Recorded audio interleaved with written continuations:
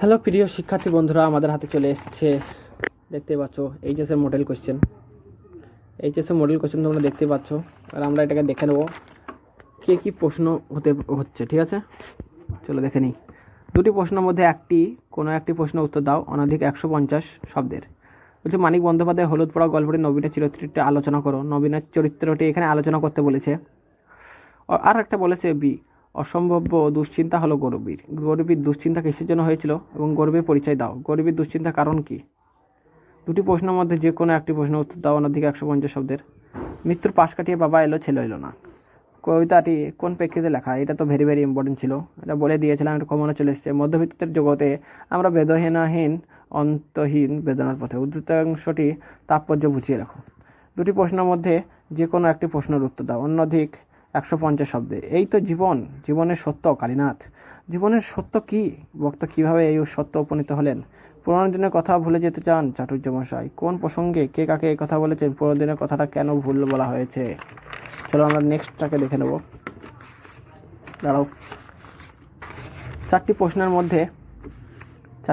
মধ্যে যে কোনো দুটি প্রশ্ন উত্তর দিতে বলেছে এখানে ডাকঘর থেকে। অমন নবীন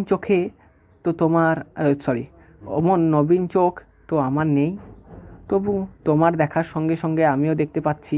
কে কাকে কথা বলেছে? বক্তা কি দেখতে পেয়েছিলেন তা লেখো। বি, একই উৎপাত, আমি আসি ভাই। কে কাকে কথাটি বলেছেন?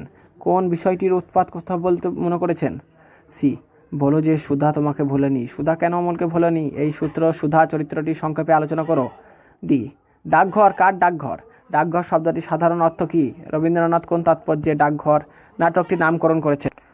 দুটি প্রশ্নের মধ্যে যে কোনো একটি প্রশ্নের উত্তর দাও অনধিক 150 শব্দে।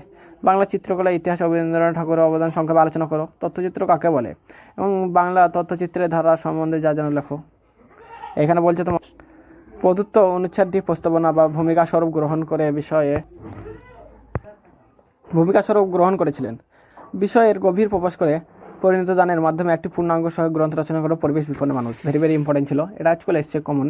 কিন্তু এটা সমরেশ বসু, এটা আনকমন এসছে, সব থেকে বেশি ইম্পর্টেন্ট, এটা আনকমন চলে এসছে এবারে। তাহলে এই ছিল আমাদের বাংলার প্রশ্নপত্র, দেখতেই পাচ্ছ। অবশ্যই যারা যারা কেমন পরীক্ষাটা দিলে অবশ্যই জানাবে, এবং পরীক্ষা তোমাদের কেমন হলো সেটাও কমেন্টে একটু বলবে।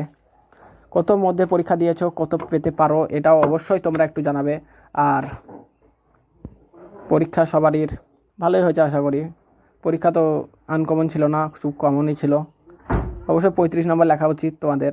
এবার সময়ের ঘাটি ছিল বলছিল অনেকে, সময়ের ঘাটির কারণে তোমাদের পরীক্ষাটা অনেকটাই তোমরা লিখতে পারোনি। কোনো ব্যাপার নয়, নেক্সট পরীক্ষা ভালো দেওয়ার চেষ্টা করো। আবার দেখা হচ্ছে নেক্সট ভিডিওতে। Tata, bye bye. সকলে একটা লাইক করে সাবস্ক্রাইব করে দিও।